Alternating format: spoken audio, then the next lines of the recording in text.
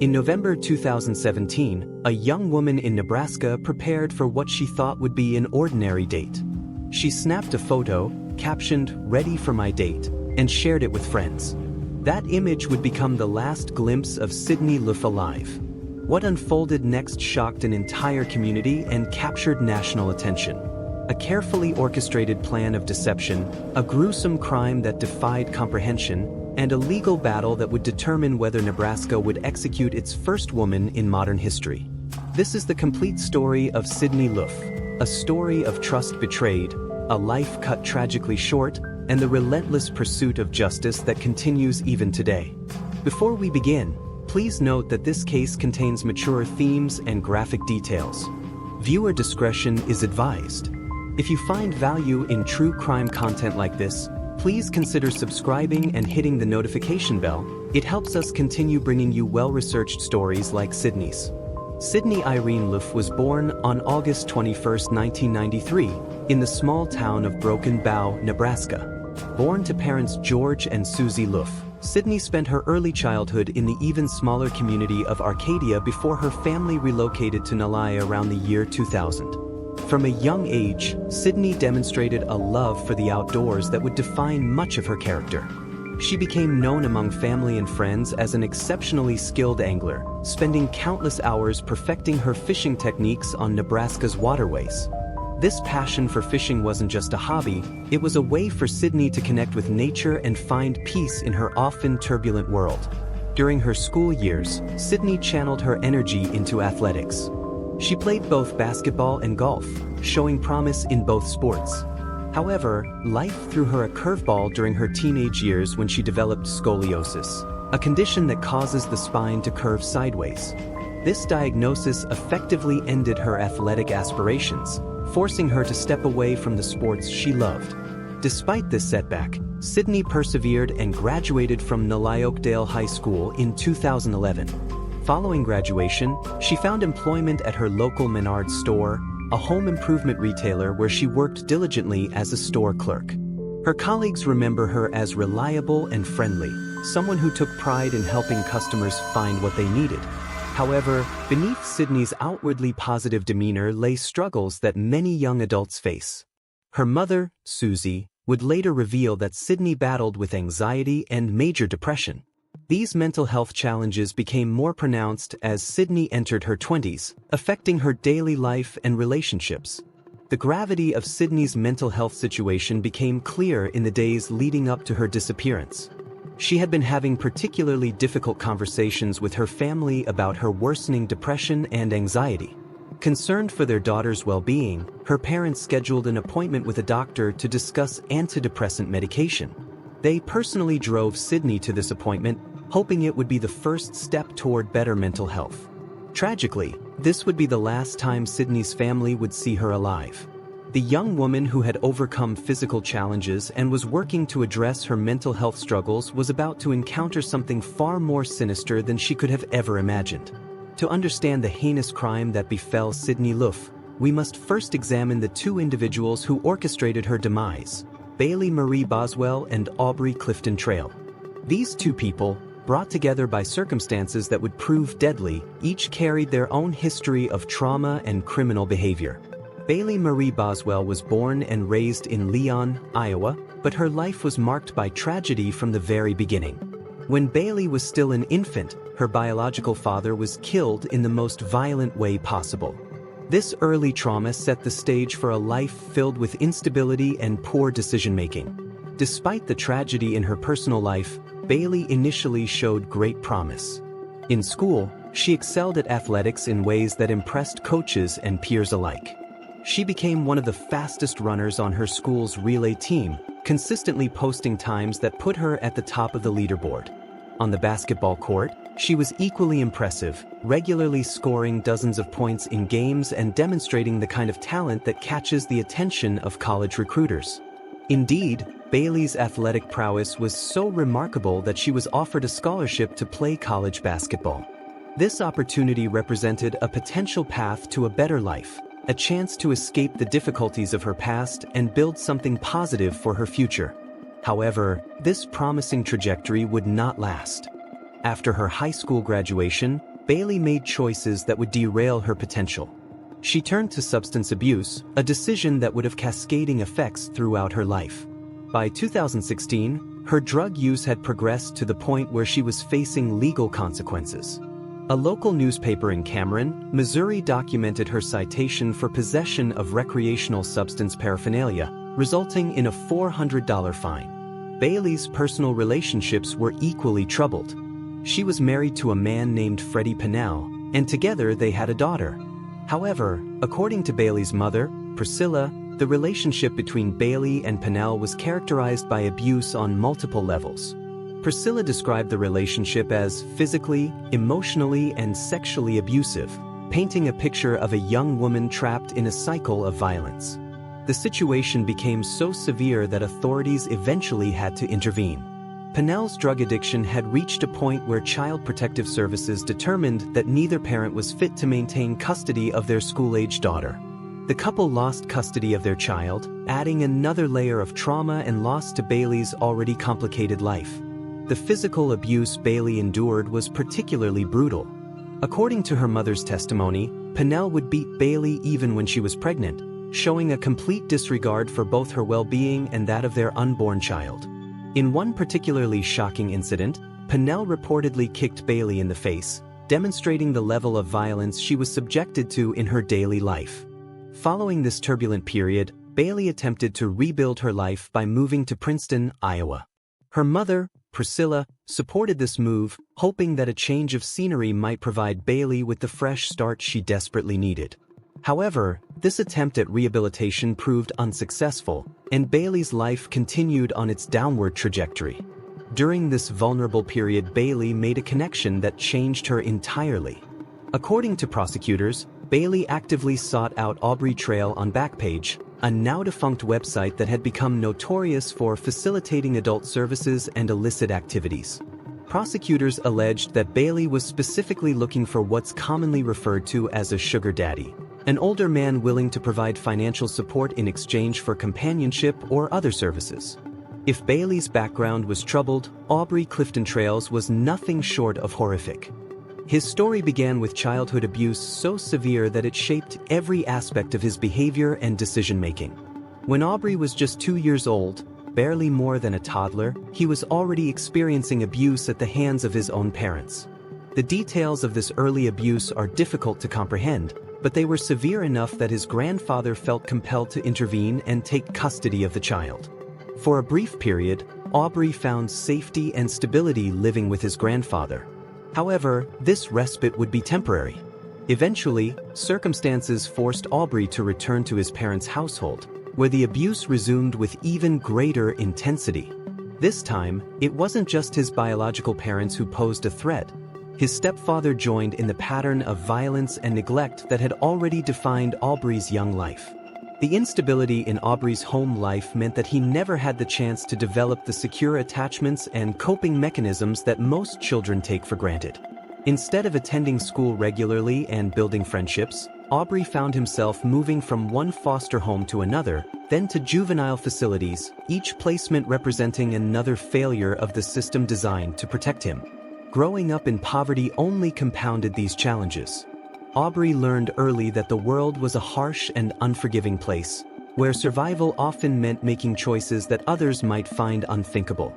Without stable role models or consistent support, he developed the kind of antisocial behaviors that would follow him throughout his life. By the time Aubrey reached his teenage years, his pattern of criminal behavior was well established. He was eventually arrested and convicted of armed robbery, a crime that landed him in prison while he was still a minor.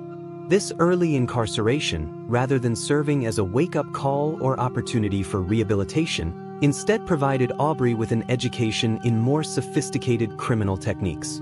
The combination of childhood trauma, systemic failures, and early criminal behavior created the perfect storm that eventually led Aubrey Trail to become one of Nebraska's most notorious criminals. By the time he encountered Bailey Boswell, he had decades of experience in manipulation, violence, and criminal behavior. When Bailey and Aubrey found each other, it represented the convergence of two deeply troubled individuals whose combined toxicity proves deadly. Bailey, desperate for financial stability and perhaps drawn to the idea of an older man who might provide the security she had never known, found in Aubrey someone willing to exploit her vulnerabilities. For Aubrey, Bailey represented an opportunity to exercise the kind of control and manipulation that had become central to his identity. At nearly double her age, he possessed the experience and ruthlessness necessary to draw Bailey into increasingly dangerous activities. Together, they formed a partnership that ultimately cost Sydney Loofe her life. The tragic chain of events that claimed Sydney Loofe's life began with what appeared to be a routine interaction on Tinder, the popular dating application. Like millions of other young adults, Sydney had turned to online dating as a way to meet new people and potentially find romantic connection. What she couldn't have known was that she was about to encounter predators who had specifically targeted the platform for their own sinister purposes. Sydney matched with someone using the profile name Aubrey, which was, unknown to her, actually Bailey Boswell operating under a false identity. The use of this alias was the first indication of the deception that characterized every aspect of their interaction. During their initial conversations, Sydney demonstrated the kind of caution that safety experts recommend for online dating. She specifically asked Bailey, whom she knew as Aubrey, whether they would be alone on their date. This wasn't just idle curiosity. Sydney wanted to ensure she felt safe and comfortable during their meeting. Bailey responded affirmatively, assuring Sydney that it would just be the two of them. This assurance was a calculated lie. Bailey and Aubrey Trail had rented a basement apartment in a duplex specifically for their illicit activities.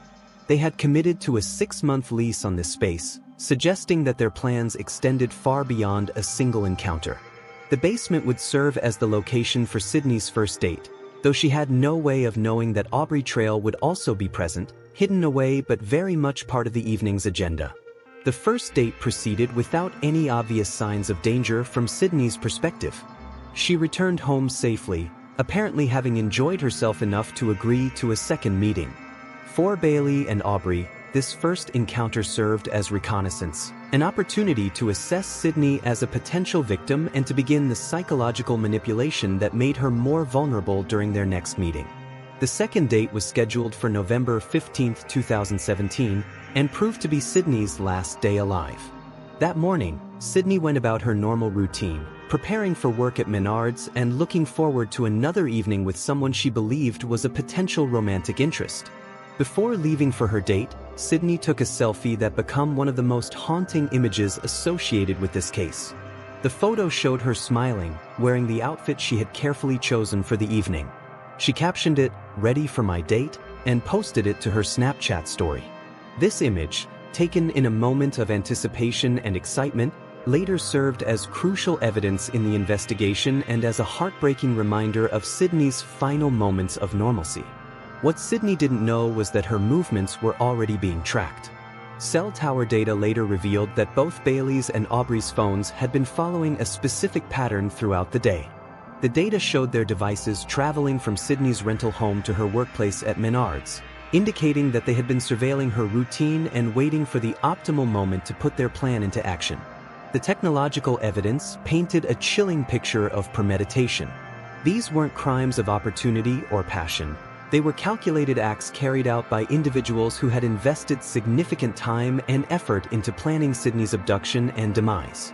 At approximately 8:32 p.m. on November 15th, Sydney's phone transmitted its final signal to nearby cell towers before going completely silent. This timestamp became crucial to investigators, as it marked the moment when Sydney's phone was either turned off or destroyed, signaling that something had gone terribly wrong.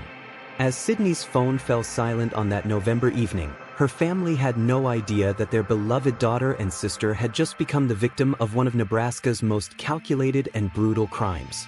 When Sydney Loofe failed to appear for her shift at Menards on November 16, 2017, it immediately raised red flags among her colleagues and family. Sydney was known for her reliability. She wasn't the type of person to simply not show up to work without explanation. This uncharacteristic absence triggered a series of events that ultimately exposed the horrific crime that had taken place the night before. Sydney's mother, Susie, became concerned when she couldn't reach her daughter by text message. This wasn't unusual behavior for a busy young adult, But something felt different this time. Susie had no knowledge of Sydney's date plans, as Sydney hadn't shared the details of her evening with her family. When repeated attempts to contact Sydney went unanswered, Susie made the decision that officially launched the investigation. She reported her daughter missing to local authorities. The following day, November 17th, police conducted what's known as a welfare check at Sydney's rental home. These routine checks are standard procedure when someone is reported missing, as they often provide crucial information about whether the person left voluntarily or if something more sinister occurred. What officers found at Sydney's residence told a story of interrupted normalcy. Sydney's car remained in its usual spot, suggesting she hadn't driven anywhere on her own. Her glasses, which she needed for daily activities, were left behind, along with her purse containing identification and credit cards. For someone planning to leave voluntarily, taking these essential items would have been automatic. Perhaps most telling was the condition of Sydney's pet cat, which had not been fed. Anyone who has owned a cat knows that they are persistent about meal times, and Sydney's failure to feed her pet suggested that she had not returned home the previous evening as planned. There were no signs of a struggle or altercation in the apartment, which initially puzzled investigators but would later make sense as they pieced together the true sequence of events. While police were discovering the troubling scene at Sydney's apartment, something equally suspicious was occurring at the duplex where Bailey and Aubrey had been staying.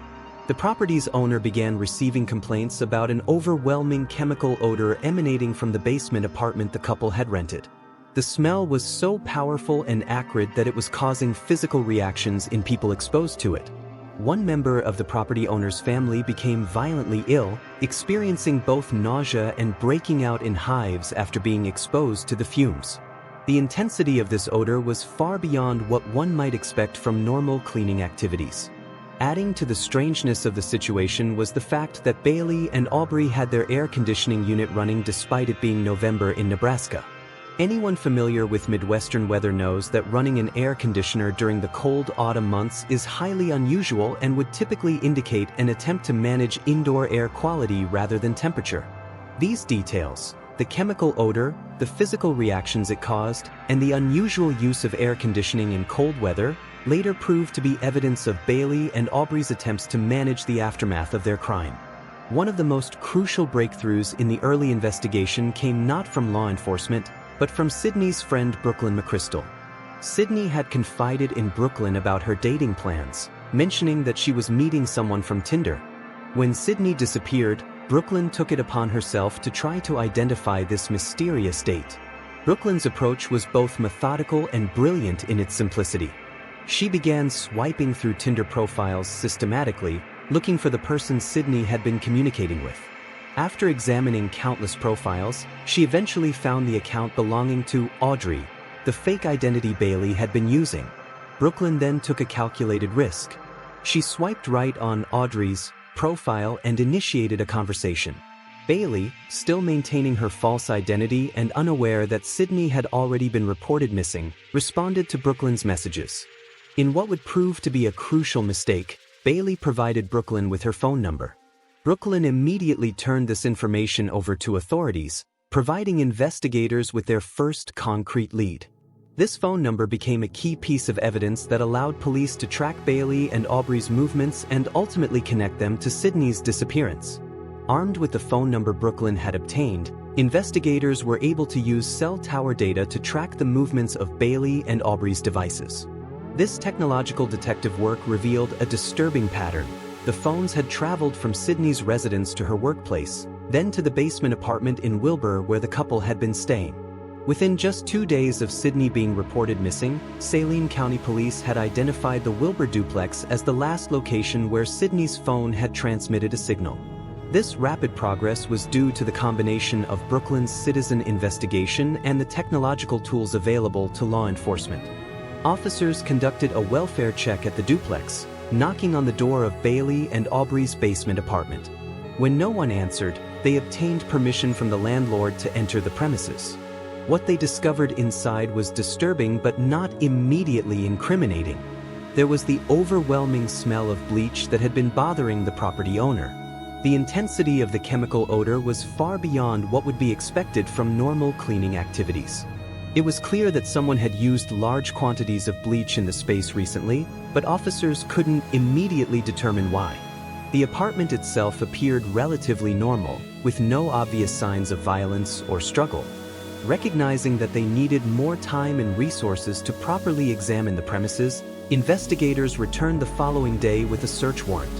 However, when they conducted their more thorough search, they found that the basement looked identical to how it had appeared during their initial welfare check. This suggested that either their initial assessment had been accurate, or that Bailey and Aubrey had been extremely thorough in their cleanup efforts. The investigation was building momentum, but investigators knew they needed more evidence to determine what had actually happened to Sydney Loofe. On November 28, 2017, nearly 2 weeks after Sydney's disappearance, police publicly declared Bailey Boswell and Aubrey Trail as persons of interest in the case. This designation falls short of naming someone as a suspect but indicates that law enforcement believes the individuals may have information relevant to the investigation. Bailey and Aubrey's response to this declaration was both unexpected and revealing. Rather than remaining silent or consulting with attorneys, as most people would do when named in connection with a serious criminal investigation, the couple chose to make a public statement through social media. They went live on Facebook, broadcasting their response to anyone willing to watch. During this live stream, they vehemently denied any involvement in Sydney's disappearance and maintained their innocence. Bailey, still operating under her false persona, claimed that their dates had been innocent activities, just driving around and using cannabis together. She alleged that after their second date, she had driven Sydney to a friend's house, and that was the last time she had seen her. Aubrey Trail could be heard during the live stream offering prayers for Sydney's safe return. To viewers who didn't know the full context, this might have seemed like genuine concern from someone who had met Sydney briefly and wanted her to be found safely. However, investigators recognized this public relations effort for what it likely was: an attempt to control the narrative and appear innocent while the real investigation was still ongoing. On November 30, 2017, Bailey and Aubrey were arrested at a motel in Branson, Missouri. However, these arrests were not initially related to Sydney's disappearance. Instead, they were taken into custody on charges related to fraud, specifically for defrauding interstate coin buyers out of hundreds of thousands of dollars. When authorities searched their belongings at the time of arrest, they discovered items that painted a picture of people preparing to flee the country, like maps, sleeping bags, hiking shoes, and other equipment that suggested they had been planning to escape to Mexico. This discovery added weight to investigators' suspicions that Bailey and Aubrey were involved in something much more serious than fraud. The timing of their attempt to leave the country, coming just days after being named as persons of interest in Sydney's disappearance, was hardly coincidental. It suggested that they knew much more about Sydney's fate than they had admitted publicly. As Bailey and Aubrey sat in a Missouri jail facing fraud charges, investigators in Nebraska continued working tirelessly to determine what had happened to Sydney Loofe. They had strong suspicions, mounting evidence, and 2 suspects in custody, but they still didn't know Sydney's fate. That changed in just a few days, when one of the most extensive search efforts in Nebraska's recent history finally provided the answers that Sydney's family and investigators had been desperately seeking. The search for Sydney involved multiple agencies working in coordination. The FBI had joined local law enforcement, bringing with them specialized resources and expertise in handling complex criminal investigations. Search teams were deployed across a wide area of rural Nebraska, focusing on locations that cell tower data and other evidence suggested might be relevant to the case. The terrain they were searching was challenging rural gravel roads surrounded by farmland and sparse vegetation. These remote areas provided the kind of isolation that someone disposing of evidence would find appealing, but they also presented significant challenges for search teams trying to cover vast distances efficiently. On December 4, 2017, nearly 3 weeks after Sydney had last been seen alive, the search teams made their first discovery. What they found along a gravel road north of Edgar, Nebraska, approximately 60 miles from where Sydney's date had taken place and about an hour west of the town of Wilber, confirmed investigators' worst fears. The discovery was as methodical as it was gruesome. Sydney's remains had been wrapped in multiple 30-gallon black trash bags, the kind that Bailey and Aubrey had been captured on surveillance footage purchasing in the days around Sydney's disappearance. The bags were scattered along the roadside, suggesting that they had been thrown from a moving vehicle by someone familiar with this remote stretch of road. But Sydney's body wasn't the only evidence recovered from the scene. Mixed in with her remains were items that painted a disturbing picture of what her final hours might have been like. Investigators found an assortment of adult toys, restraints including handcuffs and what appeared to be a dog collar and leash, rope, and various pieces of clothing. The most chilling aspect of the discovery was the condition of Sydney's remains. Her body had been dismembered with what appeared to be power tools, then packaged methodically for disposal. The level of planning and calculation involved in this process suggested that her killers had not only premeditated her death but had also carefully considered how to dispose of the evidence afterward. Search teams continued their work on December 5th, recovering additional evidence from the same general area. However, despite their thorough efforts, they were unable to locate all of Sydney's remains. Part of her upper arm was never found, a detail that would continue to haunt investigators and Sydney's family. 3 months after the initial discovery of Sydney's remains, investigators made another significant find. Sydney's bra, which had been cut rather than removed normally, was discovered along with the shirt she had been wearing in her final Snapchat photo, the image where she had captioned herself as "ready for my date."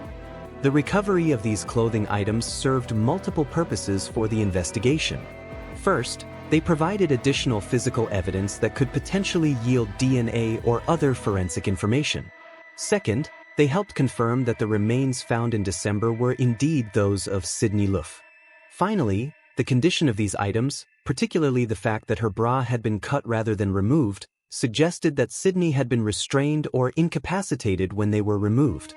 The condition in which Sydney's remains were found presented significant challenges for forensic investigators.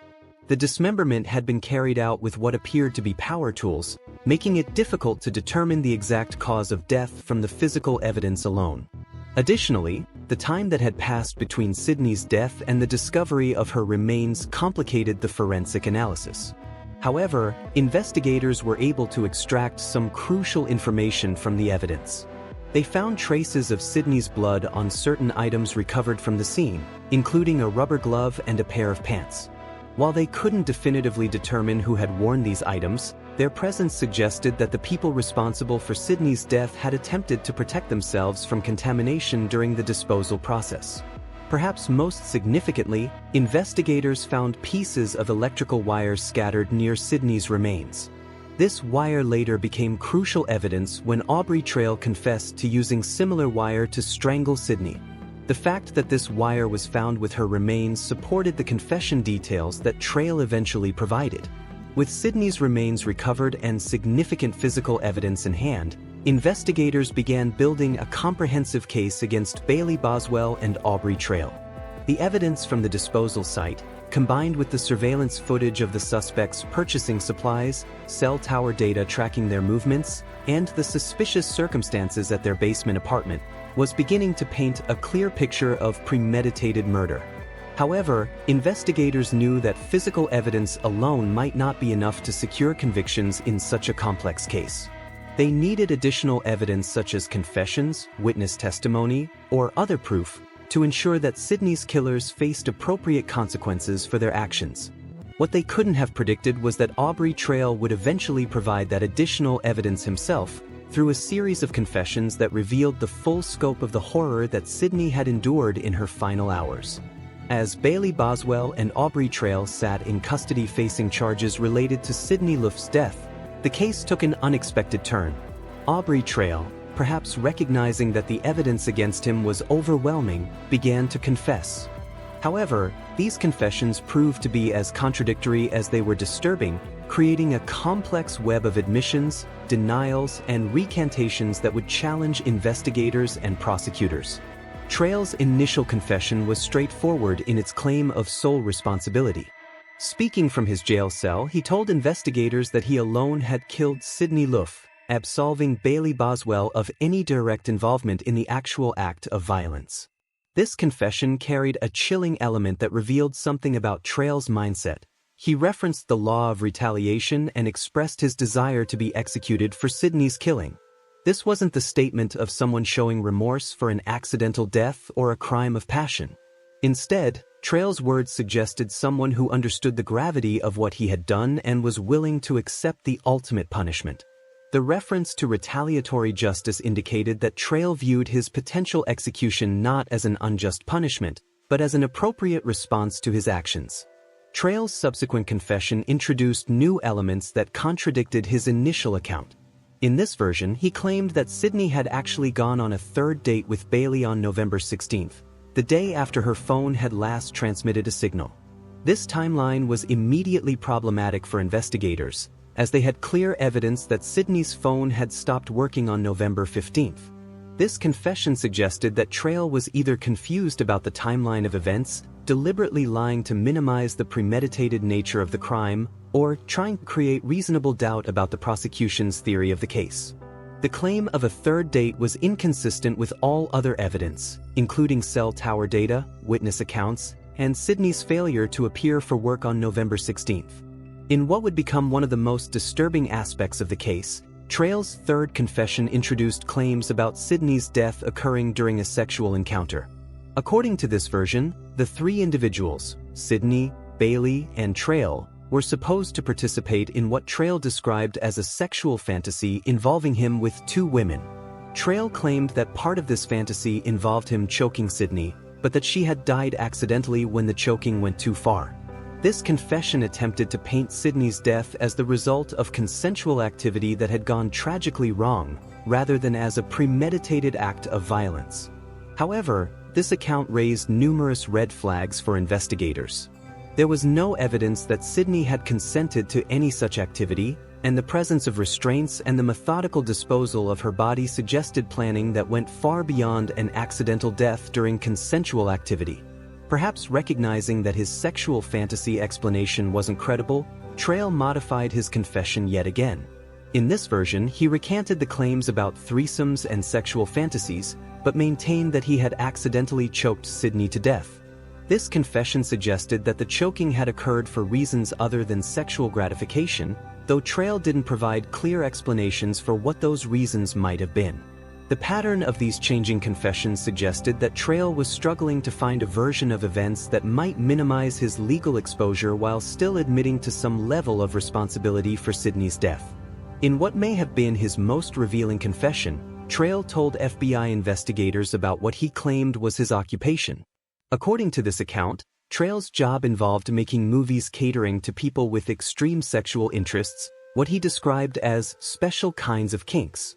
He claimed that he was paid by individuals who wanted to see these movies, and that he used this money to pay participants like Sydney.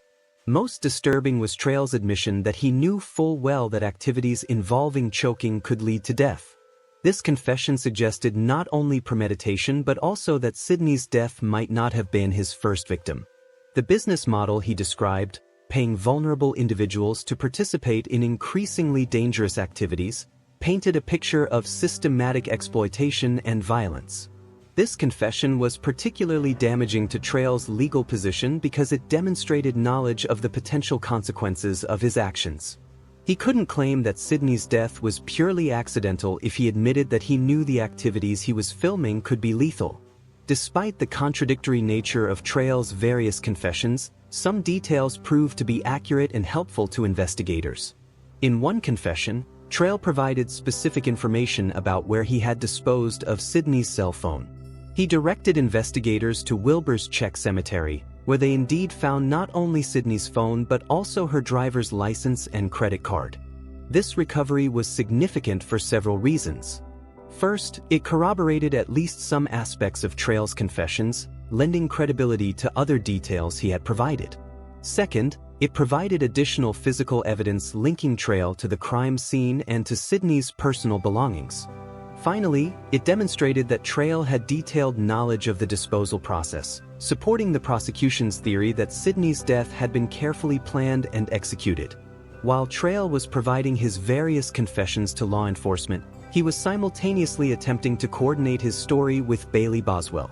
FBI investigators monitoring their communications at the Saline County Jail discovered that Trail was transmitting coded messages to Bailey, instructing her on what version of events to tell the court. The codes used in these letters were eventually deciphered by investigators, revealing the calculated nature of Trail's confession strategy. In these communications, Trail was essentially taking full responsibility for the murder while portraying Bailey as a victim who had been forced to participate in the crime. He suggested that Bailey had been coerced or manipulated into helping with the disposal of Sydney's body, but wasn't directly involved in the actual killing. Perhaps most revealing were Trail's written plans about making money through what he called snuff films, recordings of people being tortured and killed that would supposedly generate millions in revenue. These letters contradicted his earlier claims that no one was supposed to get hurt in his business operations. The discovery of these coded communications was devastating to the defense's case. They demonstrated that Trail's confessions weren't spontaneous admissions of guilt, but rather calculated attempts to minimize Bailey's legal exposure while controlling the narrative around Sydney's death.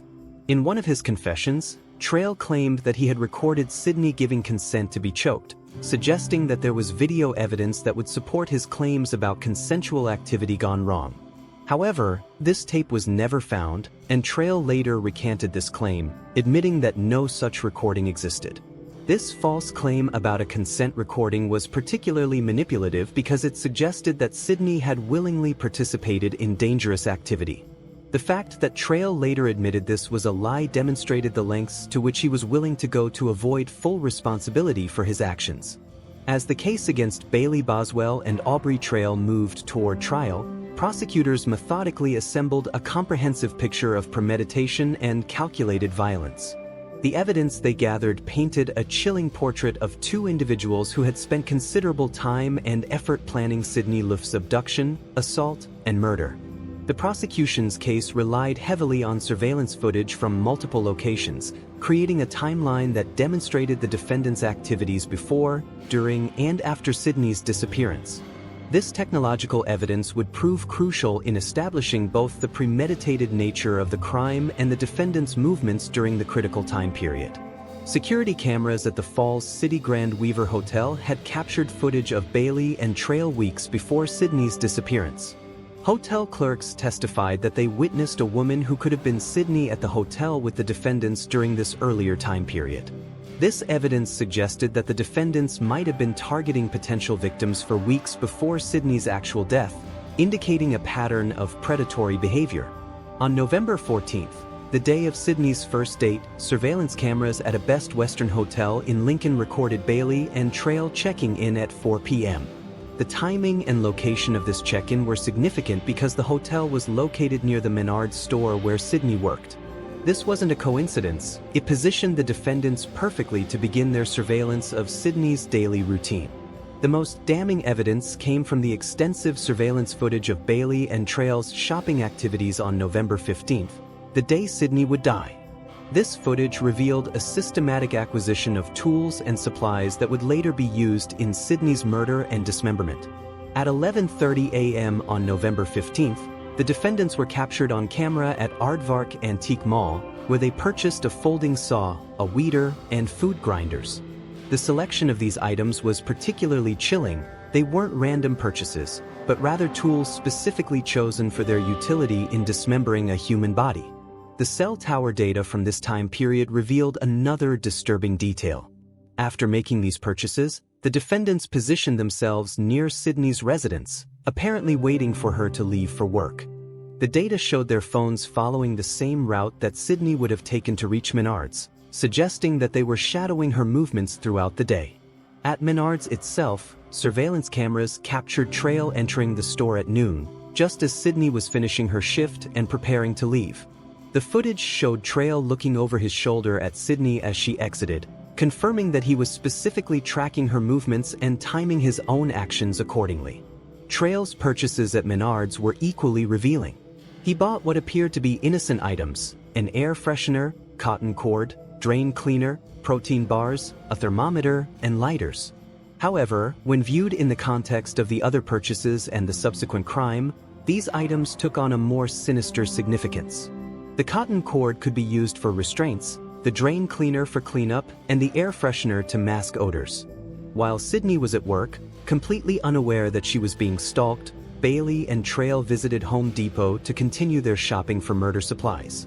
Surveillance footage showed them purchasing a foot-long hacksaw, wire snips, drop cloths, and a sharp utility knife with backup blades. This shopping trip was particularly significant because it occurred while Sydney was still alive and working her regular shift. The defendants weren't reacting to an unexpected situation or trying to cover up an accidental death. They were proactively gathering the tools they would need to carry out their planned crime.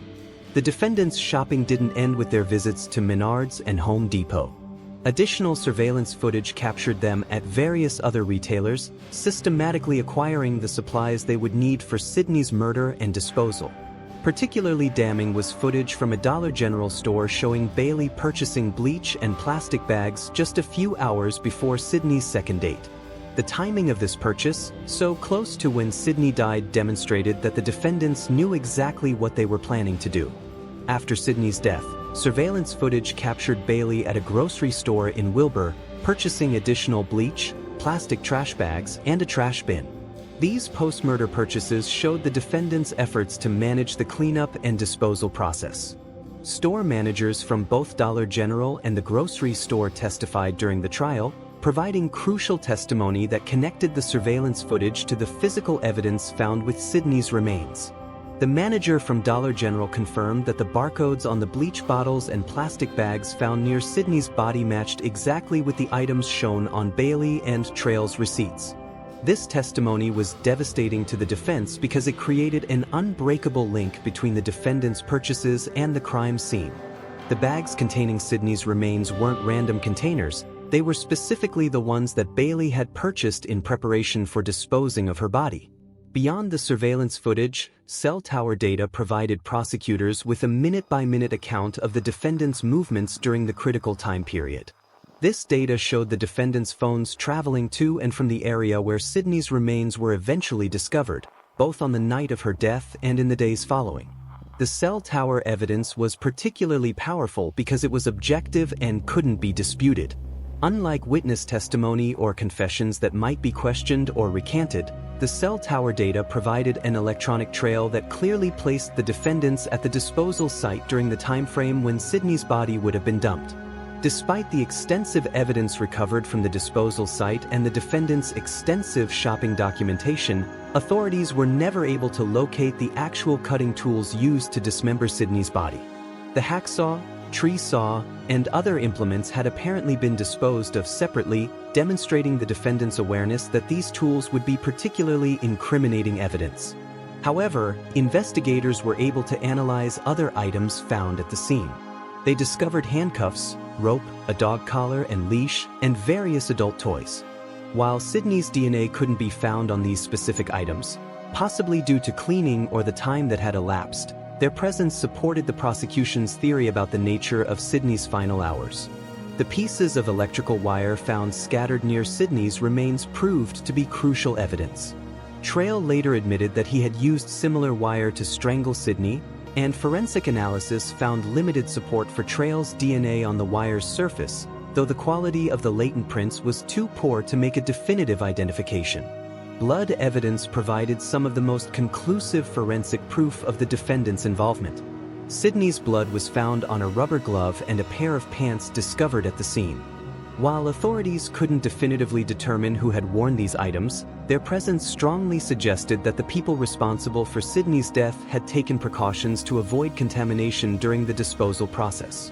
In July 2019, the prosecution presented testimony from 3 women who alleged that Bailey and Trail had expressed desires to record victims being tortured and killed, with plans to profit from selling these recordings. This testimony suggested that Sydney's death wasn't an isolated incident, but rather part of a broader pattern of planning extreme violence for financial gain. The women's testimony painted a picture of defendants who had discussed their plans openly, suggesting that they viewed the creation of so-called snuff films as a business opportunity worth millions of dollars. This testimony was particularly damaging because it demonstrated premeditation and showed that the defendants viewed human life as a commodity to be exploited for profit. As the evidence mounted, it became clear that Sydney Loofe's death wasn't the result of a date gone wrong, an accident during consensual activity, or a crime of passion. Instead, it was a carefully planned and executed murder carried out by individuals who had invested significant time, money, and effort into ensuring that their crime would be both brutal and profitable. On June 11, 2018, both Bailey Boswell and Aubrey Trail were formally charged with first-degree murder and improper disposal of human remains in connection with Sydney Loofe's death.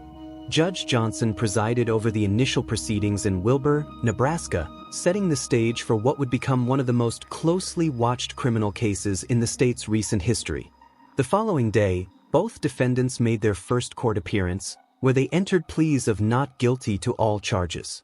This set up what prosecutors knew would be a lengthy and complex legal battle, given the extensive evidence and the defendants' conflicting accounts of what had occurred. In July and August of 2018, prosecutors announced their intention to seek capital punishment for both defendants. This decision reflected both the heinous nature of the crime and the strength of the evidence against Bailey and Trail. The prosecution added conspiracy to commit murder to the list of charges, recognizing that Sydney's death had been the result of coordinated planning between the two defendants. In June 2019, Aubrey Trail made a surprising decision to plead guilty to one of the charges against him, the improper disposal of Loofe's remains. This partial guilty plea was strategic, allowing Trail to admit to his involvement in the aftermath of Sydney's death while maintaining his not guilty plea on the more serious murder charges. However, Trail's courtroom behavior overshadowed any legal strategy. At the end of June 2019, during a court proceeding, Trail became increasingly agitated and frustrated. In a dramatic outburst, he lashed out at the court, the jury, and the entire legal process. He proclaimed Bailey Boswell's innocence while cursing at everyone present in the courtroom. The situation escalated when Trail produced what appeared to be a razor blade and cut his own neck in front of the judge, jury, and court personnel. While his wounds were not life-threatening, the incident shocked everyone present and demonstrated the lengths to which Trail was willing to go to disrupt the proceedings. Following this self-inflicted injury, Trail refused to appear in court for several days, forcing the trial to proceed without him. His absence was both a delay tactic and a demonstration of his complete disregard for the legal process and the gravity of the charges against him. Both defendants were represented by public defenders who faced the challenging task of defending clients against overwhelming evidence. Their strategy focused on two main approaches: emphasizing their clients' traumatic backgrounds and arguing that Sydney's death resulted from consensual activity that had gone tragically wrong. Trail's defense team painted a picture of a man whose childhood abuse and impoverished upbringing had shaped his criminal behavior. They portrayed him as someone who was now cooperating with authorities to bring justice to Sydney's family, hoping that this cooperation might spare him from the death penalty. In a particularly controversial move, Trail's attorney attempted to shift some blame to Sydney herself. They pointed to her struggles with depression and alleged cocaine use, and cited explicit content found in her social media accounts as evidence that Sydney had actively sought out dangerous sexual encounters. This victim-blaming approach was both legally questionable and morally problematic, but it represented the defense's best attempt to create reasonable doubt about premeditation. Bailey's defense team focused heavily on her traumatic childhood and abusive relationship with her ex-husband. They portrayed her as a victim of Aubrey Trail's manipulation, arguing that she had been emotionally coerced into participating in the crime by a man who was twice her age and far more experienced in criminal behavior. The common thread in both defense strategies was the desire to avoid the death penalty. Both teams argued that their clients' backgrounds and circumstances warranted life imprisonment rather than execution. It took the jury less than 3 hours to reach their verdict in Trail's case. They found him guilty on all counts: first-degree murder, conspiracy to commit murder, and improper disposal of human skeletal remains. The speed of their deliberation reflected the overwhelming nature of the evidence against him. Trail's attempt to secure a new trial was rejected by Judge Vicky Johnson, who determined that he had received a fair trial despite his disruptive behavior and self-inflicted injury. In June 2021, a 3-judge panel unanimously agreed to sentence Trail to death. The decision was based on the heinous nature of the crime, the evidence of premeditation, and the lack of sufficient mitigating factors to warrant a life sentence instead of capital punishment. Trail appealed his death sentence and sought to represent himself in the appeals process, but this request was denied by the court. He remains on death row at the Tecumseh State Correctional Institution in Tecumseh, Nebraska. Bailey Boswell's trial was conducted separately from Trail's, and she was successful in her request for a change of venue due to concerns about pretrial publicity and potential jury bias. This procedural victory allowed her case to be heard in a different location, potentially providing her with a more impartial jury. In February 2020, District Judge Julie Smith recused herself from Boswell's case due to her involvement in the recent implementation of Nebraska's execution protocol. This recusal ensured that there would be no appearance of bias in the proceedings. In October 2020, a jury convicted Boswell of first-degree murder, conspiracy to commit murder, and improper disposal of human remains. However, her sentencing would differ significantly from Trail's. When it came time for sentencing, the three-judge panel was divided on whether Boswell deserved the death penalty. One judge opined that while Boswell's actions were certainly criminal and deserving of severe punishment, they did not meet the standard of exceptional depravity required for imposing capital punishment in Nebraska. As a result, Boswell was sentenced to life in prison without the possibility of parole. She is currently incarcerated at the Nebraska Correctional Center for Women in York, where she will spend the rest of her life paying for her role in Sydney Loofe's death. In addition to the murder charges, both Boswell and Trail faced separate federal charges related to their scheme to defraud interstate coin buyers. This fraud operation had bilked victims out of hundreds of thousands of dollars, demonstrating that their criminal behavior extended well beyond the murder of Sydney Loofe. Both defendants were convicted on these fraud charges and received additional sentences. Trail's criminal background, which included previous convictions for forged checks, supported the prosecution's argument that he was a career criminal who had escalated from financial crimes to violent crime. As of 2024 and early 2025, both defendants remain incarcerated serving their sentences. Aubrey Trail continues to sit on death row in Nebraska, though his execution date has not yet been set. The appeals process for death penalty cases in Nebraska typically takes many years, and Trail's case continues to work its way through the state and potentially federal appeals courts. Bailey Boswell remains at the Nebraska Correctional Center for Women, where she is serving her life sentence without the possibility of parole.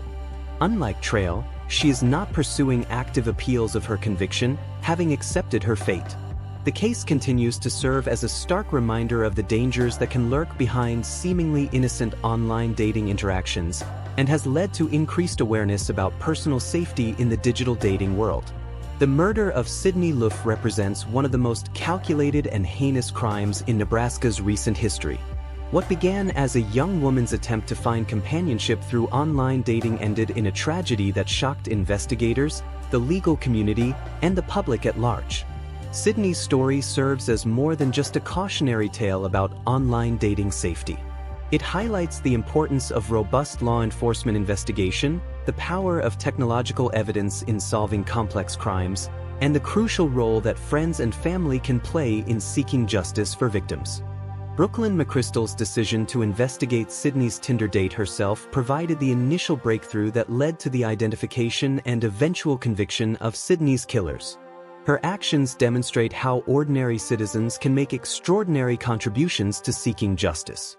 The extensive surveillance evidence, cell tower data, and forensic analysis that convicted Bailey Boswell and Aubrey Trail show how modern investigative techniques can piece together complex crimes even when the perpetrators believe they have covered their tracks.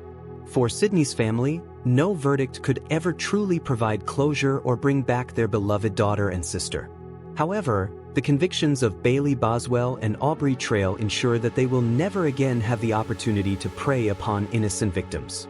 Sydney Loofe was more than just a victim. She was a daughter, sister, friend, and colleague who deserved the chance to live her life fully. While her story ended in tragedy, the pursuit of justice in her name serves as a testament to the value of every human life and the determination of those who work tirelessly to protect the innocent. As we remember Sydney Loofe, We honor not just her memory, but prioritize our safety in all social interactions, both online and offline. Sydney's story reminds us that predators can hide behind friendly faces and false identities, making caution and awareness our best defenses against those who would do us harm. What did you think of this deep dive into the Sydney Loofe case? Have you been following this story since it first broke? Let us know your thoughts in the comments below. And don't forget to subscribe for more in-depth true crime content that goes beyond the headlines to uncover the full story. Also, don't forget to hit that notification bell so you never miss our latest investigations. And if you found this video informative, please share it with others who might be interested in true crime cases that shaped our understanding of justice in the digital age. Thanks for watching, and I'll see you in the next episode.